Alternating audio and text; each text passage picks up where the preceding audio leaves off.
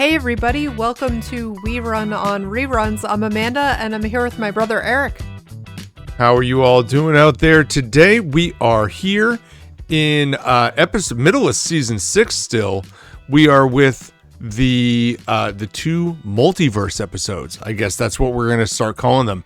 The one that could have been part 1 and the one that could have been part 2, where we have essentially all of our friends' characters take alternate timelines and say, well, what would have happened if all of these things happened? Some of which we know about, some of which we had no idea about. Yes.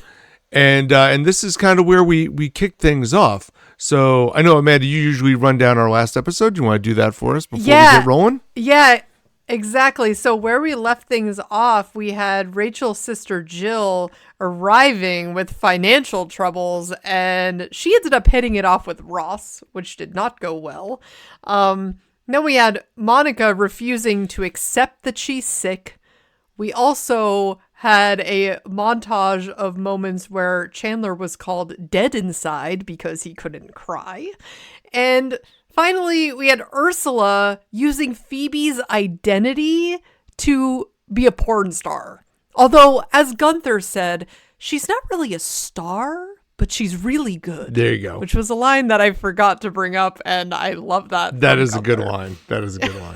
Because Gunther was very aware, apparently, of all of these Gunther movies, had, which was had also a couple good lines in that last set of episodes that I don't know that we touched on a ton of. We touched a little bit on, but yeah, he had a good string there. Yeah. But we start this one off with Barry and Mindy getting divorced, and this kind of launches into a conversation of, woulda, coulda, shouldas with everybody. Like, what could you imagine if I was still married to Barry? And could you imagine if this and this and this? And what would happen if all of these different things happened? And these things, largely come down to Rachel still being married to Barry, Ross still being married to Carol. Let's see. Phoebe Monica getting a job at Merrill Lynch.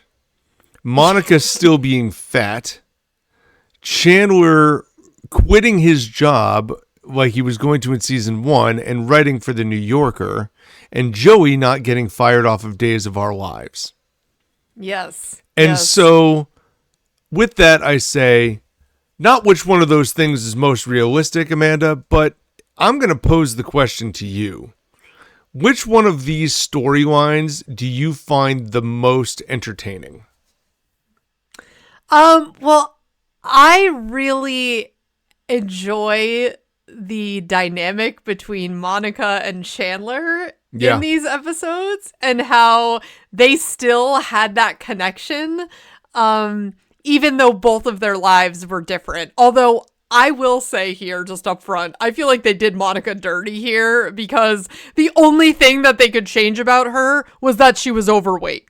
That's not great, right? Like, it's not great. I know it's a running joke from, like, her history, but, like, you could have said, what happens if I never broke up with Richard? Right. Like, but I don't know. Number of things. Yeah, there could have been. You could have done something. Could have done something there. Like, what if I had never left the diner? What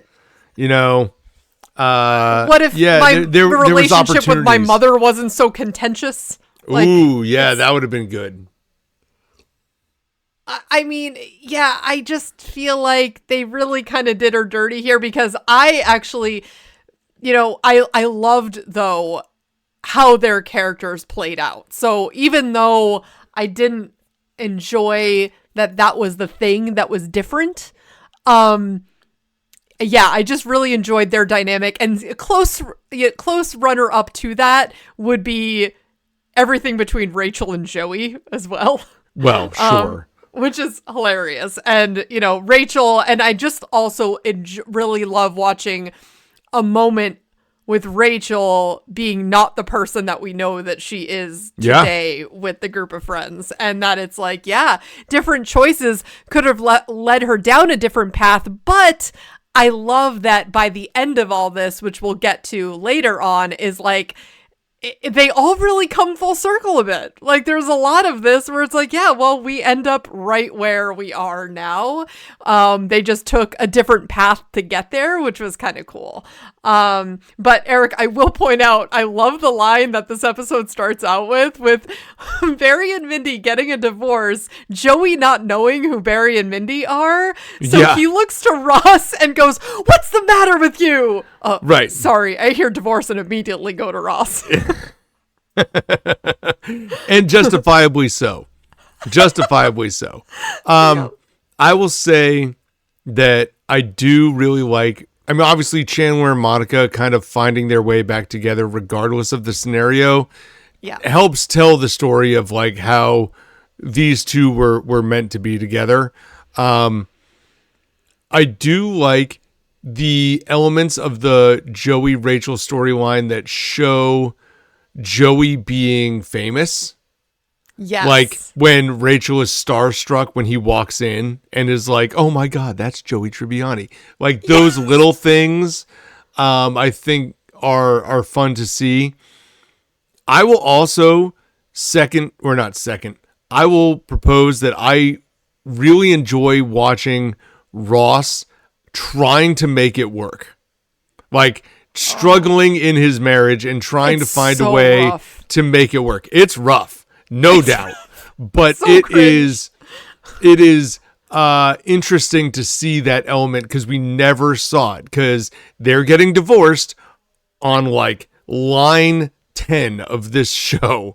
So like that is one of the first things that we learn about Ross is that his marriage is over and they just got divorced. Yeah, that's kind of it. The Phoebe Merrill Lynch stuff I think is funny, but I could have dealt without that. Like that's fine.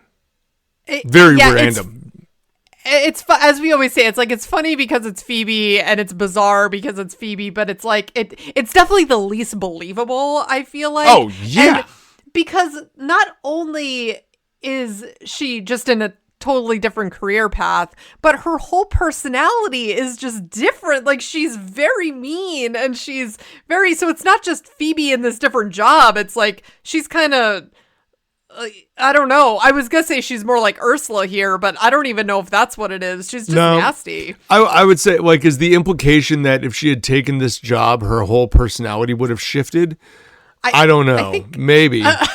I think that's what they're getting at because by the end of all this, she's back playing guitar and because of her health scares, because she ends up having 2 heart attacks. But I love the song at the end of the second episode that we'll talk about today, and we will get there. But I also really love this dynamic, how they flip the script between Chandler and Joey, because Chandler here is now without money and Joey is trying to find a way to give it to him without it being charity, which is what we recently saw in an episode with Chandler trying to give Joey money without him realizing it. So Monica suggests that they, that Chandler works as Joey's assistant and he's running around trying to get him things like orange juice without pulp and, all these other just, I guess, he has to wear his jeans around to give them a warm he has to break him in. What? Joey doesn't need break much, in my so. jeans. Yeah, no. And that's when Monica comes in like, you know what you are, right? You're his bitch. And it's like, no, yeah, I kind of am. But it leads to his greatest his greatest writing so far. Mm-hmm. Yeah. Yeah, I don't really know how you want to attack these episodes. Like these are very different, so we can still run through all the different storylines. Is that what you want to? How you want to do it? Yeah, sure. I mean, or do you want to try and pile these two together and go like full through? Well, that might be a lot. So yeah, we'll just stick with this episode, because we want to rate them separately too. Of course. So I think talking about them separately is still. We'll take that approach, but they do just roll right into the next. So this one, is season 6, episode 18, the one that could have been part 1, And like we said, we've kind of locked in all the people and what they are going to go do now. But we start off with Ross and Rachel bumping into each other. Yes. At a magazine stand, both married to different people and talking about how great it is to be married. Long pause. They both sigh. Like they both hate being married to the people that they're married to, clearly. Yeah, I mean, and Ross, I think, on his side, he doesn't hate being married to Carol. He's just very frustrated because he can tell Carol doesn't really like being married to him. And right. So it is just not going well. And yeah, this moment between the two of them and Ross saying like, well, come over to the coffee shop because, Monica would love to see you. And this is really interesting to me because this almost feels very much like when Rachel first entered the scene in the pilot episode, where it's like Ross is right back to where he was there as well, where it's like he's trying to impress Rachel immediately and talking about his music because like you mentioned, Eric, she sees Joey and she's like, oh my God, you guys are friends with Dr. Drake Ramore? Oh no, she doesn't know that they're friends. She's pointing out that's Dr. Drake Ramore over there. Yeah, and that's when Monica says, he's just one of our friends. Like, it's no big deal. Yeah, Chandler's like, well, it's hard to be friends with Drake since he's not a real person. Yes. Yeah. Again, Chandler very clear cut on these are things that are on television. These are the actual people behind it. These are there's a line here, which I think probably on some level was a nice piece of writing to remind, because at this point, Friends is in full boom, right?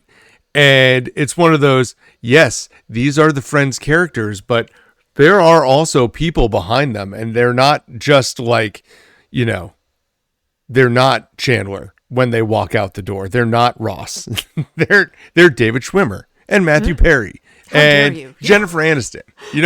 There are other people behind the characters. Yes. So yeah, you don't get a lot of that, but yeah, that's kind of a little touch I think they might have thrown in just for that. Yeah, I love that. Yeah, and we have, so I guess thinking about the whole Joey Rachel storyline, because I kind of wrap those together since Rachel really ends up chasing Joey throughout this because she is really not having a good time in her marriage. So she spots Dr. Drake Ramore and is trying to, I think, find some fulfillment there as well with him. And so, but we also do have these moments with Joey just communicate, going back and forth with Chandler, where he's again, as I mentioned, he wants the juice without pulp. And but meanwhile, this is all while he's giving Rachel a tour of the set and hitting on her because he's trying to, he doesn't know that she's married here. Also, I want to just point that out. Like, she has not shared that with him. And I guess none of the other friends did, which I sort of find hard to believe, but that's all right. And inviting her back to his place. Meanwhile, Chandler is coming up, who's acting as his assistant now. I love this line from Joey because he's like, if this is going to work, you have to listen. Like, he's a harsh boss here. Oh, Joey. Like, Joey takes a real turn in some of these moments, but he like flips back and forth. Like, you can't quite tell. And, sometimes, because then he goes back to the apartment and, I can't remember. That's in the next episode, isn't it? Oh, that's the next one. Yeah. Yes. But it's like, it's a very interesting bounce back and forth for Joey, whether or not he's really a mean boss or still does, like Chandler as a friend.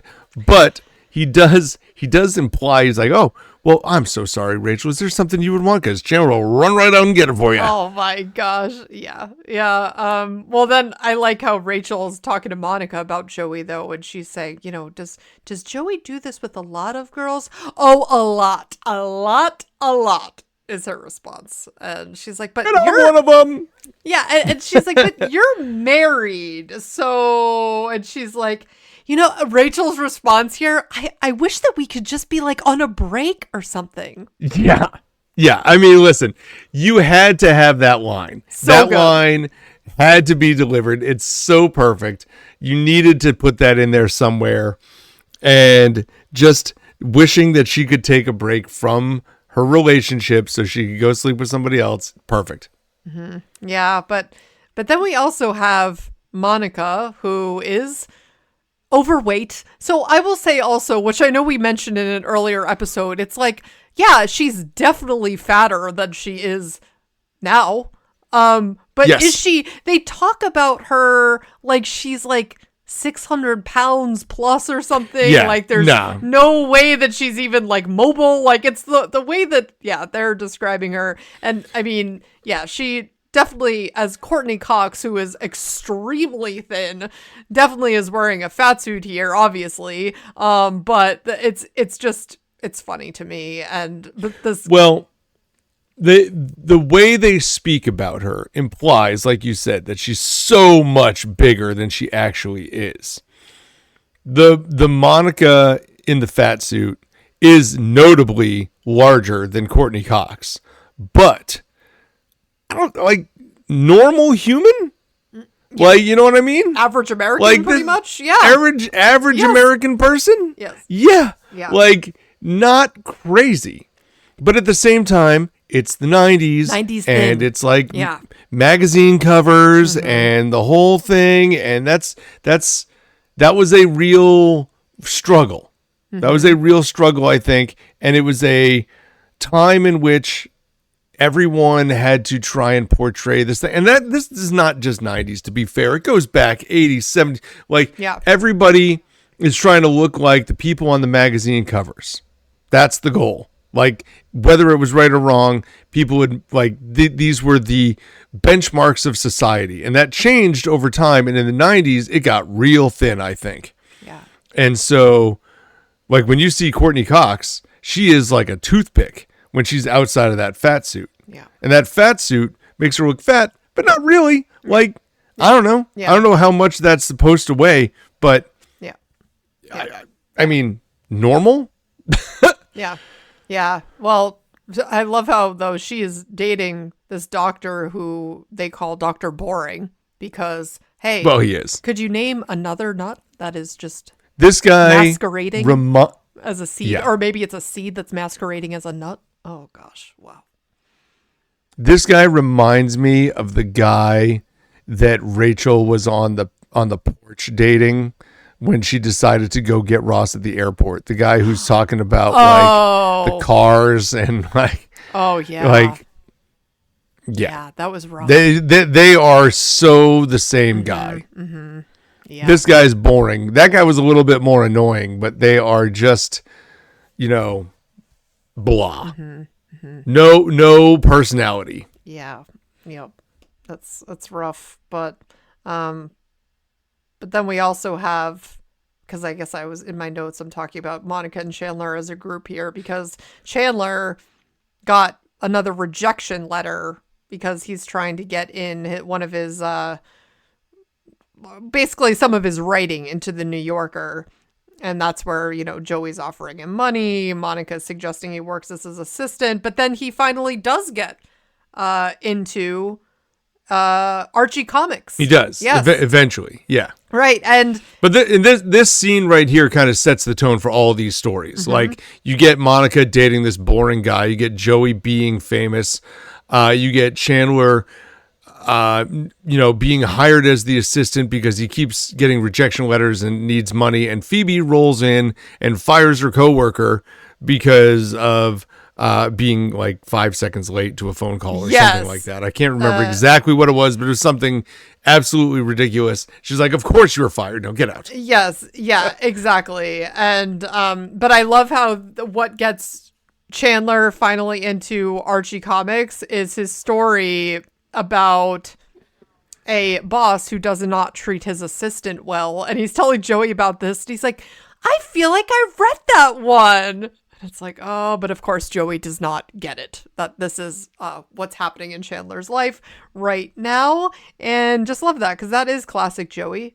But yeah, it's there's a lot of moments where I like that you can still believe that they are that like it's their core character, but they again like they've just taken this different path, except for Phoebe. That is the one that I struggle with the most, because it's really not until which happens at the end of this episode, she has a heart attack because she's so stressed out and freaking out, and then she in the next one, which we'll get to, I mean, yeah, she ends up getting back to herself, but you wonder, well, then how did Phoebe become Phoebe before this if it wasn't for the heart attacks? Because I feel like the implication in this storyline is that the only reason she's a musician and the Phoebe that we know and love is because she had 2 heart attacks.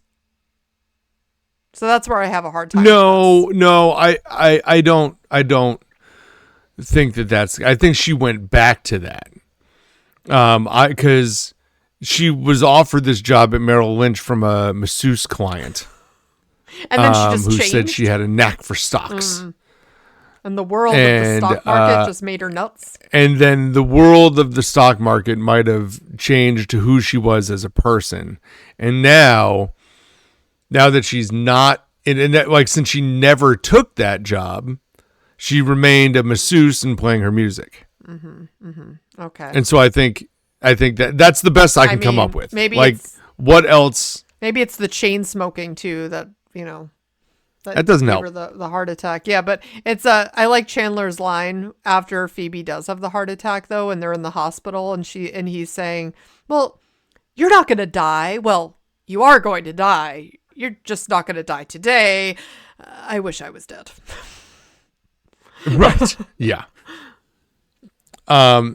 We also have, what is it? We have the Ross side of this whole thing, which is really separate. It's the only one that is truly like fully separated from the rest of them until late. Right.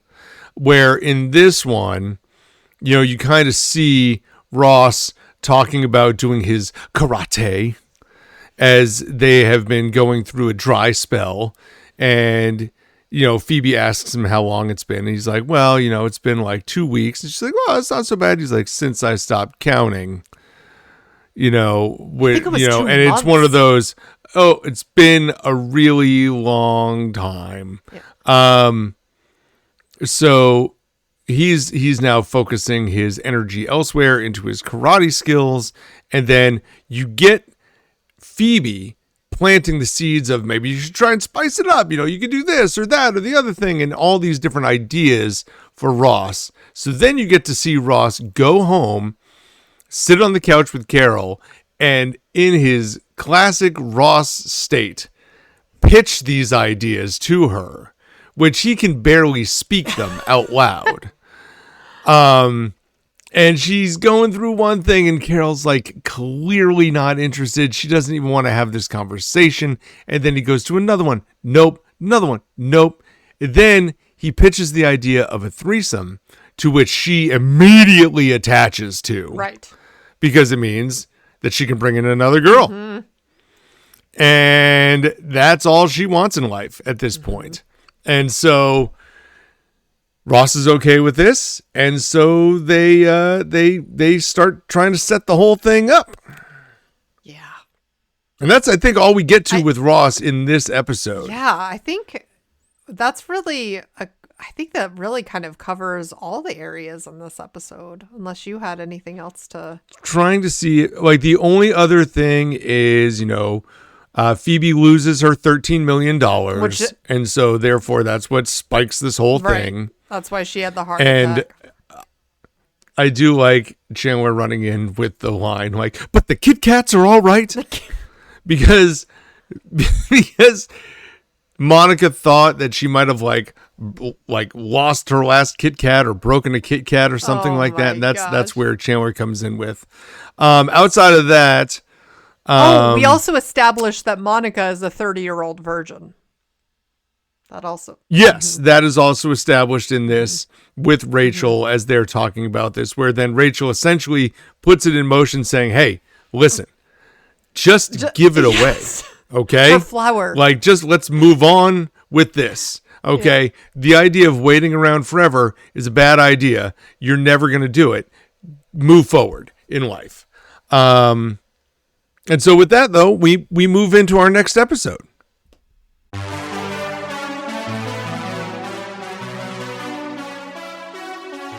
And this episode is season 6, episode 19. That is the one that could have been part 2, where we essentially are just continuing on all of these storylines. Which one do you want to start with? Well, I actually want to start before the episode. Well, I guess it technically isn't before the episode, but the intro. No, I agree. Right? You're talking about the introduction. Yes! I love that they did a special introduction for this episode using all of the alternate reality, the multiverse reality pieces. So anything that we've seen so far or just bits from the last episode were used in the intro. So you're getting fully immersed. And they filmed new ones too. They filmed pieces that were not involved. They showed like Ross trying to like get with Carol, and she's just shoving him off the whole time. And they showed other little things like Ross doing karate, which we never actually see. And they do that for all of them. The most boring of the bunch, I feel like, was Chandler, which was just like him slapping his head down on a typewriter. Yeah, like, right. He didn't have a lot, because all his whole thing is being rejected from writing and then finally finding a successful piece of writing. So that's his whole story until this episode. Yeah. Well, I guess like for me, this Ross and Carol, since we were just recently talking about that, well, we were talking about all of the bits, but I think I want to start with we ended with that one. Yeah, I think you want to wrap that one up. Yeah, so we do kick things off here with Ross also already being, still being extremely frustrated, doing some karate in his living room out of frustration, but who do we see? Well, because he suggests to Carol, he's like, well, this is all just very exciting, just talking about it. He's like, maybe we should do something. And she's like, well, maybe we should just save it. And he's like, yeah, okay, save it. We've been saving it for months. This is so bad from Carol. Like, Carol, girl. It's really bad. It's a bad look for Carol. This is so cruel. Well, but again, to be fair, like, we have to remember, this isn't a flashback. This isn't what actually happened. So it paints Carol with a really bad look, but it wasn't what happened. No, it's true. It's what could have happened if they had kept dragging it out for a long time. Yeah, great point. Because at this point, because they already had Ben and they were, together with Ben raising him. So, and then obviously that makes things that much more complicated, because I think that's a great point, Eric, because it's like also, if they had a child, then they probably would have felt like, hey, we really need to see this through, right? Yeah. Also, this the first recasting, like the recasting of Ben to like the good Ben is in my opinion. Point. Yeah, the real Ben. Like, this is the first sighting of, and I forget his name. I should have looked it up, but it's the kid who was in Big Daddy. Like, yeah. And he's the one who does the most Ben work, because now Ben is a little bit older and can talk a little bit more. So, now we get like a Ben that like messes around with Rachel and like does all sorts of other little storylines, which are great. So it's cool to see him around. Yeah, but anyway. This is his first moment. I love, of all people, that Susan invites over, that Carol invites over for this threesome is Susan. And well, of course it is. And well, she had a whole list, Eric. What do you mean? Of course it is. She had she had a list, but like, So yeah, she invites Susan over, who obviously is not going to be interested in Ross whatsoever. Not even a little. Ross's initial expression is like, he's like, oh, how hot is this? But then... Yeah, but he says that after the two ladies have gone off to the bedroom and he's standing in the living room by himself holding the coats. Oh my gosh. It's a bad start, Ross. It's a bad start. And then Joey and Ross talking about this threesome is so... That is the best. Funny. And he's like... Did you ever go to a party and think, would anyone really miss me if I wasn't here? Yeah. It's he ended up making himself a snack. It's like, oh, what'd you have? A little turkey, a little mustard. Sounds pretty good. It's like, sounds really good. It really was. And that is the highlight for Ross. He's like, oh, did you get kind of bored after a while? Yeah. I mean, it's like, I guess he described Susan as just kind of kicking him off. And yeah, he really was not having a good time. This did not go well. But when he's No, it did not. But then I love this moment, though, because you have Ross talking about it with Rachel. And he's like, but he's talking about it as if it was one of his friends that did this. And Rachel's like, well, I gotta tell you, it kind of sounds like your friend, like that his wife is gay. And he's sitting there thinking about it. It's like, my God, she's gay. It's like, no, she is so gay. It's just the timing is so funny. And it's which by the way, this is now the second time. We didn't mention it in the last one. We should have. But at the end of the last podcast, in our last episode where Jill leaves, she says to Ross, that was kind of harsh. I throw myself at you and you say no? How gay are you? Yeah. So this is now the second gay joke in a row. Kind of crazy. And this lands so different at this point in history, right? Yeah. Like I think about that when I hear that. I'm like, yeah, obviously they're it is not. This is not a cruel thing. Like no one is being. Although Jill's comment definitely came from more of a place Jill's of hate. Comment is a little bit harsher. Yeah, that was. I was like, all right, Jill, like you're not a good person. Okay, fair, but that was accurate for the time. Like, that is an accurate statement that would have been said late 90s, 2000 for sure. It is not long after that the tide starts to turn. Yeah. But this was said, and that's why it's in the show, because it's an accurate reflection on how people spoke at that time. Yeah, I feel like that one reminded me more of an earlier episode where Monica said that. Was it either about Chandler or Joey? I don't know. She just said something about, oh, how gay are you? She said what she said was it was Joey when he was ballroom dancing. That's what it she was. Said, oh, what are you gay yet? Yes. And so we have these sprinkled through friends. Yeah. And it's, to me, it is accurate reflect. Like, you have to remember this is Friends in a time capsule, right? Like, this is the time that it was in. We are 30 years removed from Friends. That's now. right. Yep. Like, we've evolved quite a bit. We have things. Some of these things have changed over time. And I know people. I know back then people knew it was not okay to say that, but it was hard to get out of the lexicon. You know what I mean? It was just people had there was a wave of there were these people kind of dropped it, and then there was another set, and then and now it became erased from from speech. And I you don't hear anybody I work in a school. I don't hear anybody say it. No.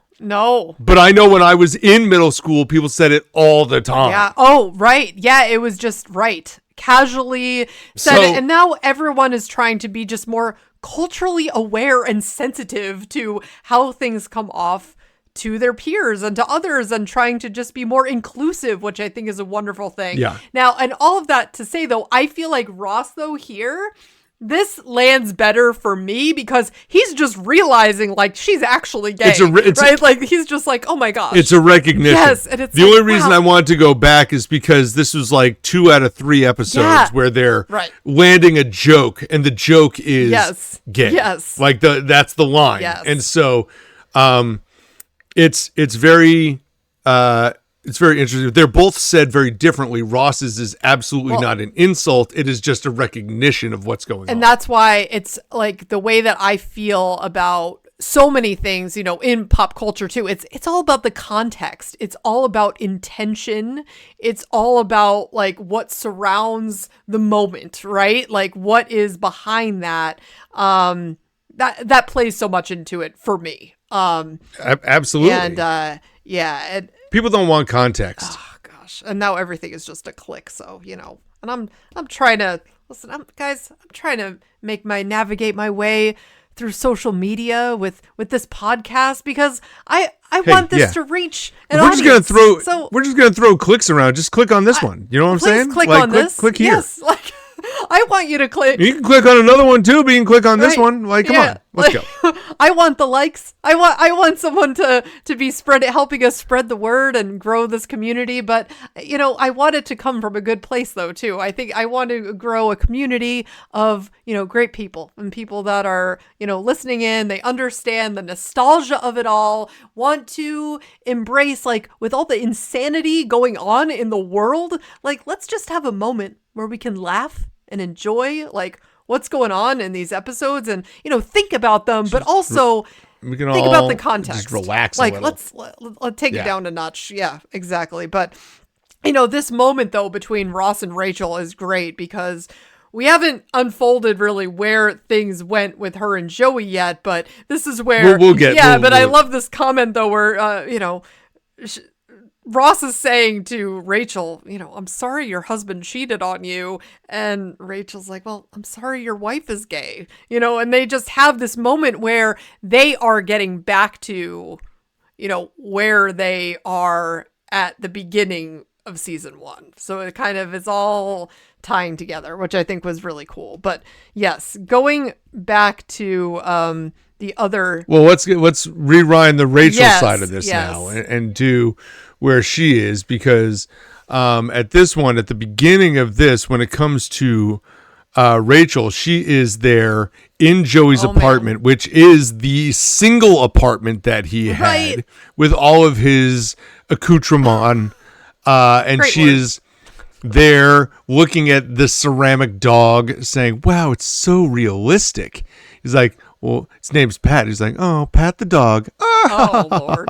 It's like, okay, Rachel, what are we doing here? My favorite line from Joey here is when Rachel's looking at the water feature. He has that thing that like in the episodes, in the actual episode, it's the one where Joey's looking through it and you think it's raining, but it's really just the water falling and he's looking through this water feature. But it's raining outside his window, but he's instead staring at the inside water feature. Exactly. And he says, though, if you think you could put a fish in there and it wouldn't get sucked up into that mechanism, you'd be wrong.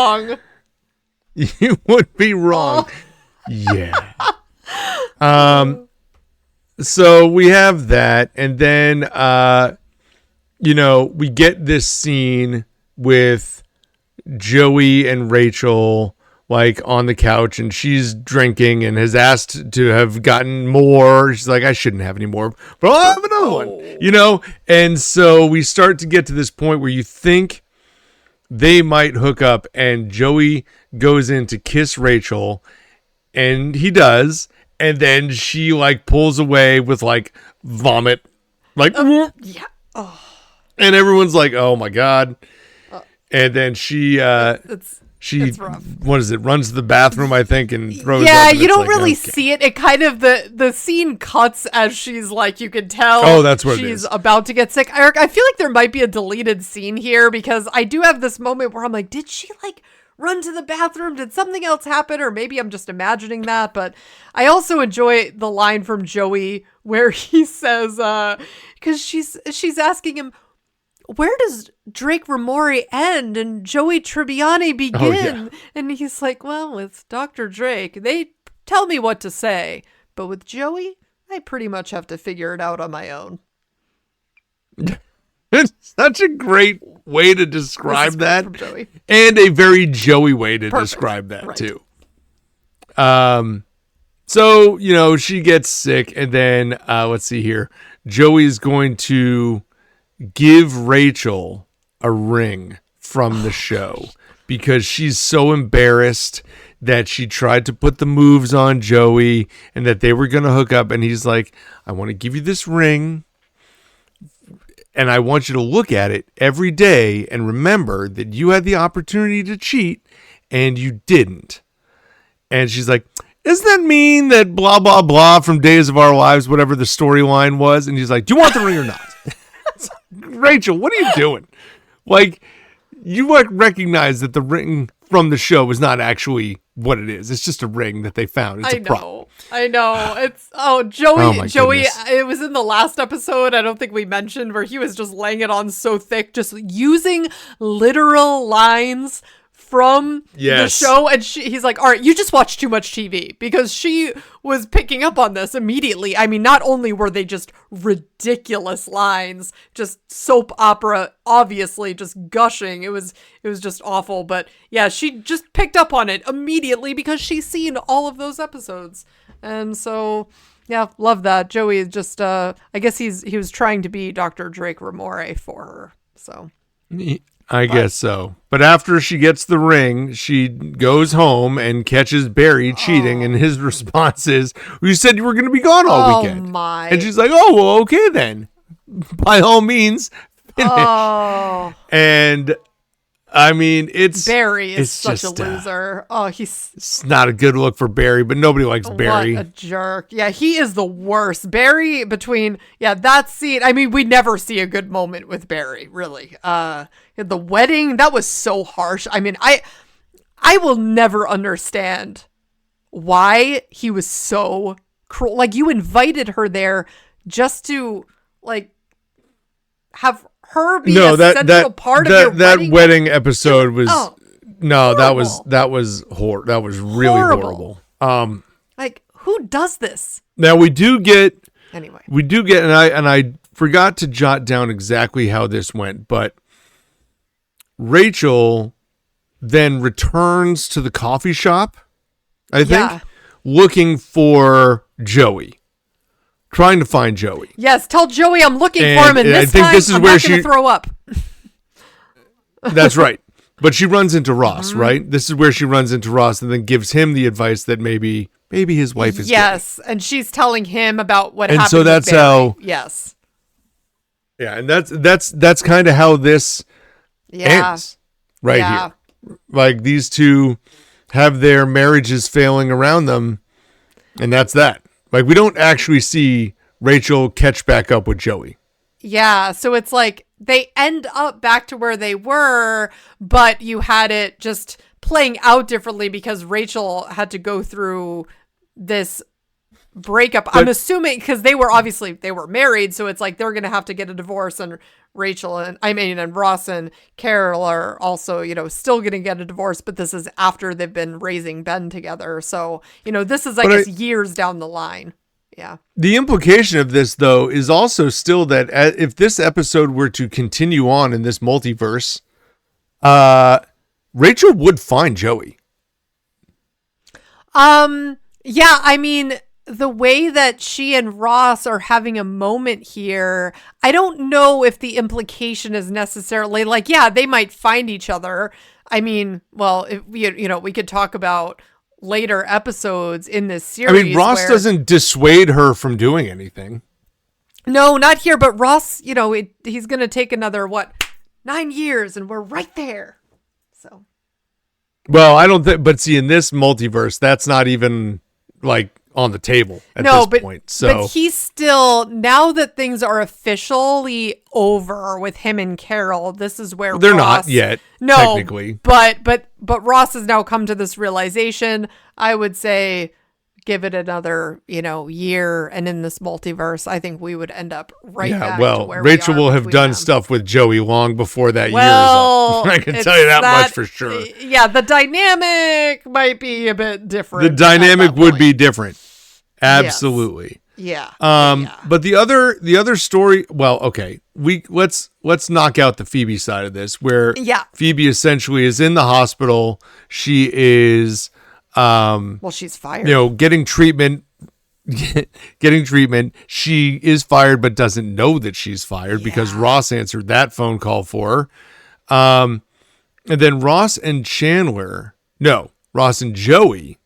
come to visit her, and she asked them to hand her a robe or something, and she walks out the door. Yes. And they sit down in her room like she's coming back, and she's just going to get something real quick. Mm-hmm. And then she just like bolts and runs out of the hospital. Mm-hmm. And I'm thinking to myself, wait a minute. How did this whole thing lay itself out? I'm still confused at that, how this functioned. That being said, it all opens the opportunity for Joey and Ross to have that one-on-one conversation about the threesome that wasn't really a threesome. Right. And they have that conversation. And Phoebe lands back at Merrill Lynch. Yep. Where she is fired and she doesn't know it. She's like, who's fired? Well, I'm not fired. Yes, you were fired. Like, why are you here? Get security. You know, like that's all part of this whole thing. So she's like trying to post up next to some plant in the office saying, well, I'll just do my work from here. It's fine. You can't fire me. He's like, you lost $13 million. Mm-hmm. Tough to come back from. Tough to come back from. Yeah. She ends up having a second heart attack, and that pretty much ends her days at Merrill Lynch. Yeah. Again, the Phoebe storyline is it's unique. It's different. Whatever. I mean, my favorite part about all that is the very ending. Tell all your hate and anger, it's time to say goodbye. And that is just what I will do as soon as those bastards I worked for die. And they didn't include it, but I imagine that would be followed with la la la la la la la la la la la la la. Yeah, I think that makes sense. Very Phoebe. So Phoebe does end up coming full circle by the end of this whole thing. But yeah, definitely an interesting road for her. The most interesting part of this whole thing, though, is Chandler and Monica. Oh, man. I love the Chandler and Monica connection where it's like she's confiding in Chandler that tonight with Dr. Boring was supposed to be her special night with him. And she was going to, well, she didn't say it this way, but it just makes me think of her and Rachel. She was going to give him her flower. And she does say that in the first episode. She does. Yes. Just to Rachel, though. She does reference it. Yeah. Yes. Yeah. And, yeah, because Rachel's just like, oh my God, you have to just do it. But yeah, she's trying to, because she was trying to put the moves on Dr. Boring and he got called off to work. And I mean, this guy was he was not picking up on any of her signals. I mean, he just doesn't seem interested. And so, no. You know, Chandler is just saying, listen, you're sweet and wonderful. And this is going to happen for you, because she's confiding in him that this is her first time. Right. And I love how initially Chandler's saying that he's been with like 5 women and then it quickly gets knocked down to 4. And then like at the end of this, he's like, actually, it's just, you know, you and these other women. It starts to with Chandler just saying like, he's like, well, I'll do it with you. And she's like, okay. And then they're both like, whoa, hold on. Yeah. Wait a second. Well, because she says to him, we're not really talking about this, are we? And it's like, hold on. Yes. Are we talking about this? We're not talking about this. And it just kind of like keeps rolling where they're both like, not really, they're not going to do this, but they kind of want to do this. And so it just kind of keeps happening. And they start having this like negotiation. Yes. About how things are going to like play itself out. And then, well, because she says to him, like, why would you want to do it with me? He's like, okay. She's like, well, I was kidding.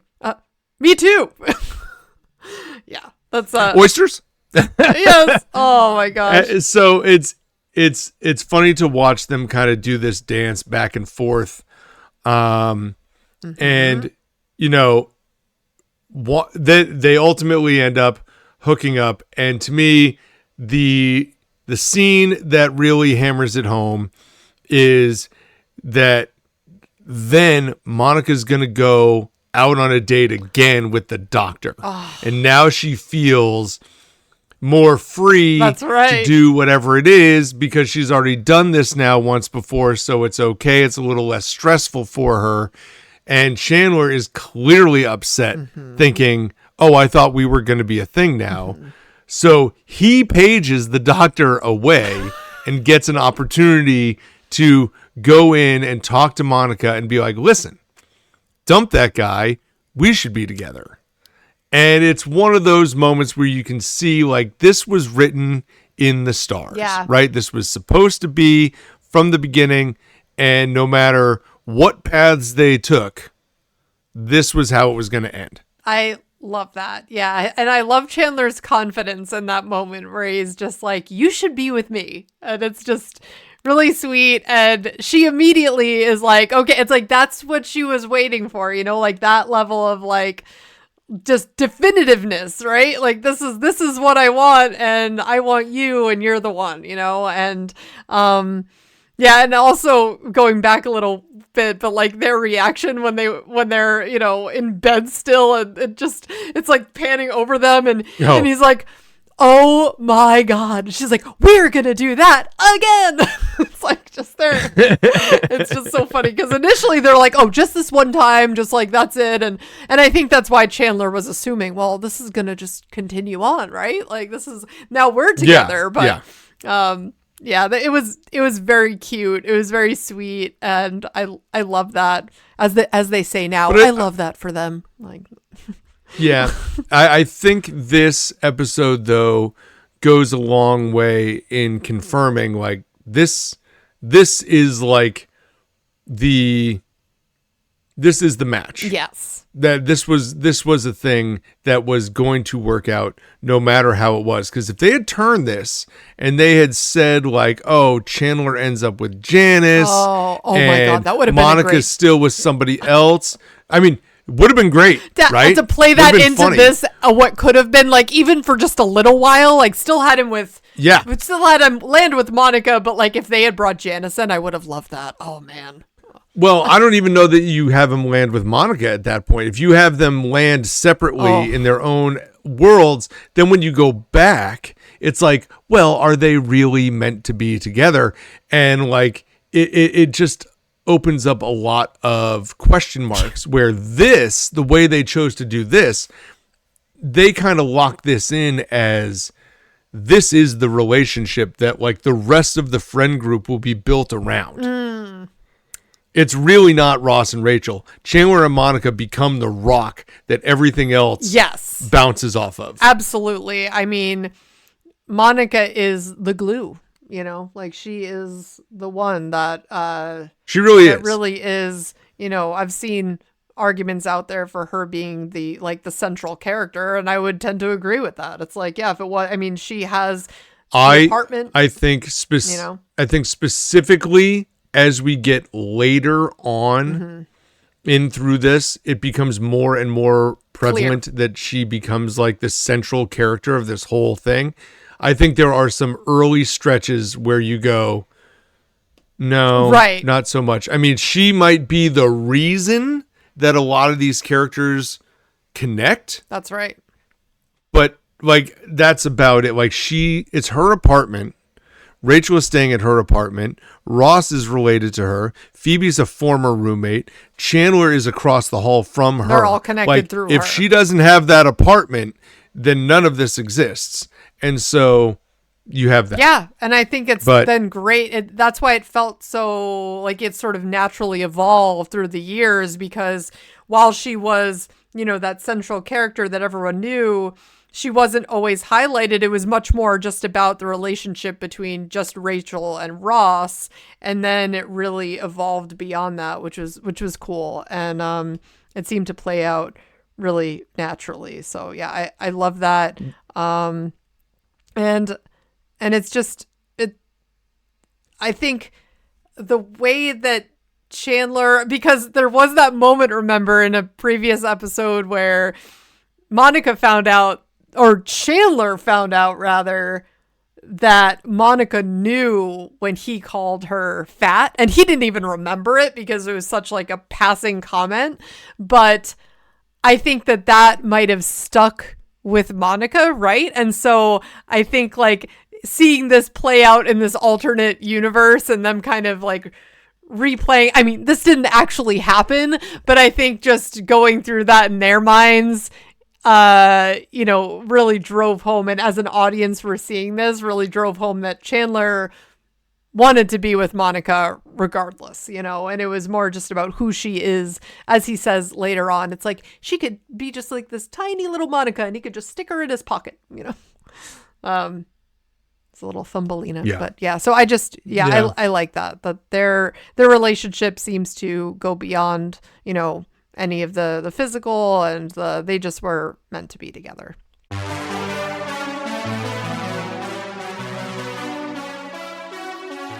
Now we're going to jump into our IMDb rankings segment of this podcast, where we talk about our ratings versus your rankings as found on IMDb, not to mention our favorite and least favorite characters.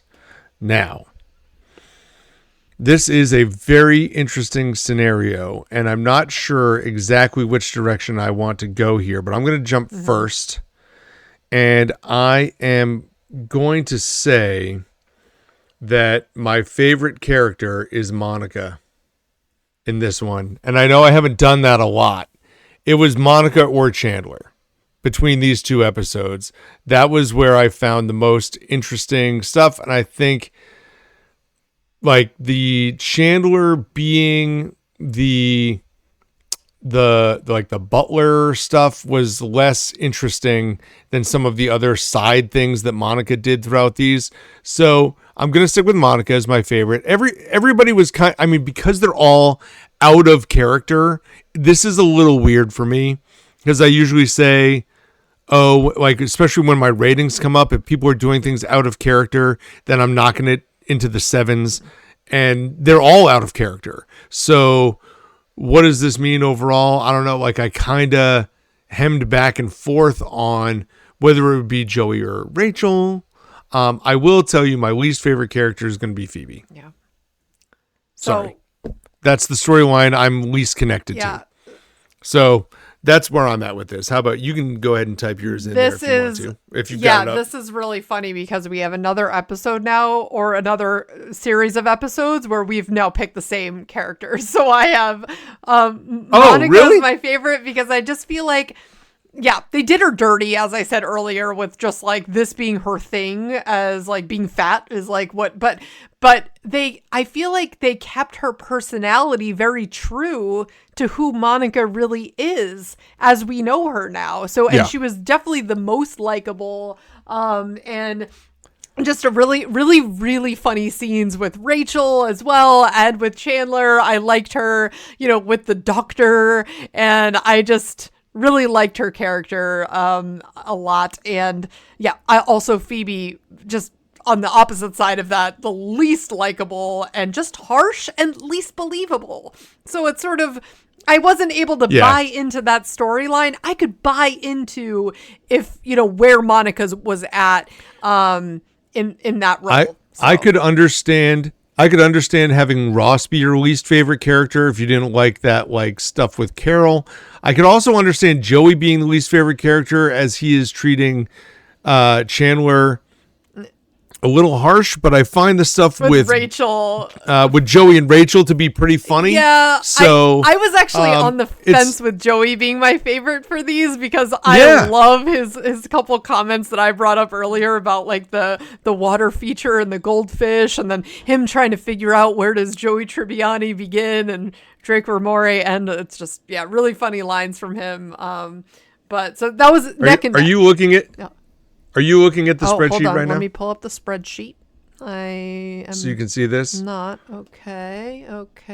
Because I want to be clear. Okay, yeah. I'm adjusting my ratings. So Eric is okay.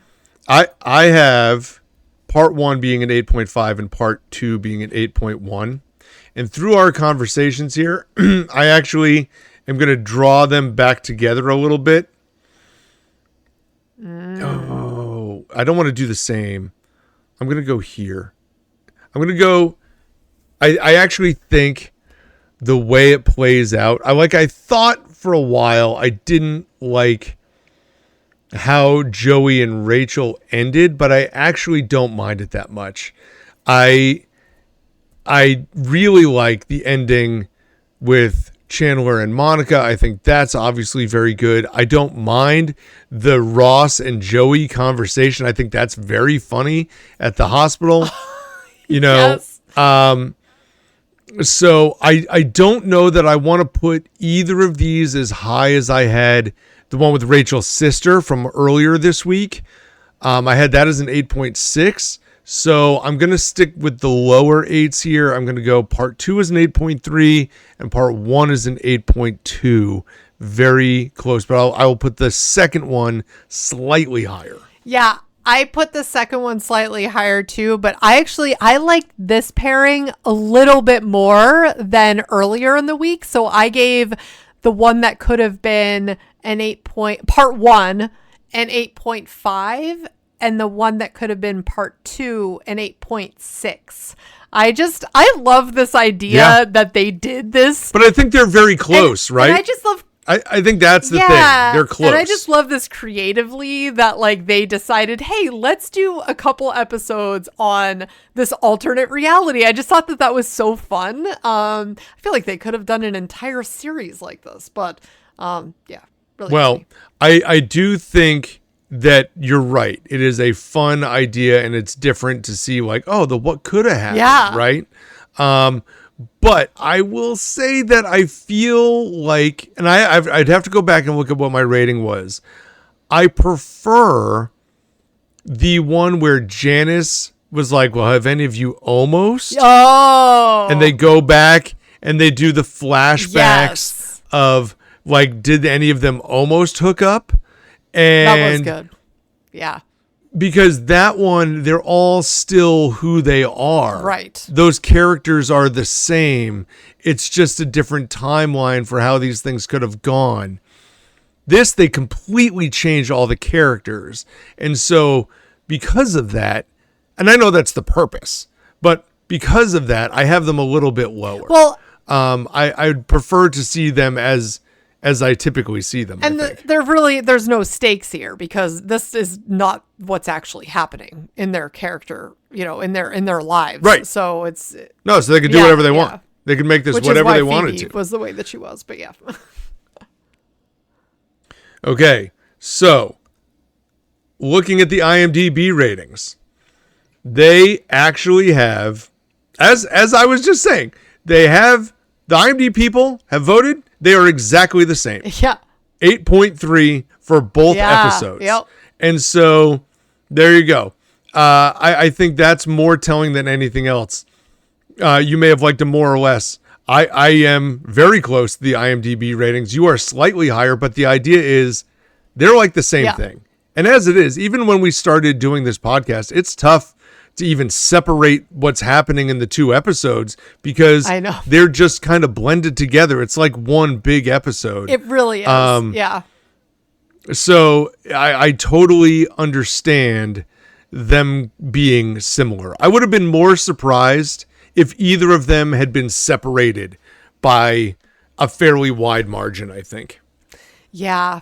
I am seeing, Eric, now that we have this all mapped out, that by the end of this season, we're going to be doing the finale along with, unless we decide to regroup this and do things a little bit different. We got to do it. No, we got to do it the same way. Okay, because the finale is going to be tied in with episode. Oh, you think you want to do the last 3 all together? Yeah. Okay. Yeah. Have all to. right. Because otherwise, we would end up doing the finale of season 6 with the first episode of No. 7. We've done this before this way. We'll do episodes 23, 20. There's only like a couple seasons that have 25 episodes. Yeah. So we'll do 23, 24, and 25 all together at the end. But next week, we're going to start with Unagi, and we're going to bring in Elizabeth now, the one where Ross dates a student. Oh my gosh, happening. We're already there. This is happening, guys. Oh boy. Yeah. So we're getting to that and we'll see how this goes. So we will definitely be introducing a new character that we see for at least a handful of episodes through the rest of this season. And multiple characters actually. And we'll see how this shakes out. But for today, we've got our ratings. Nice.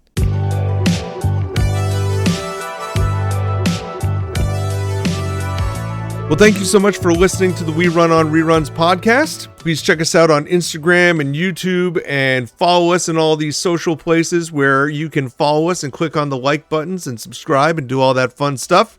Again, you can check out our website, werunonreruns.com, where you can find these episodes in full, not to mention finding them on Spotify, Apple Podcasts, or your other favorite podcast players. For Amanda, this is Eric. Enjoy watching the one with Unagi and the one where Ross dates a student, episodes 17 and 18 of season 6, next week. Happy rerunning, everybody. See you, pals. Bye, guys.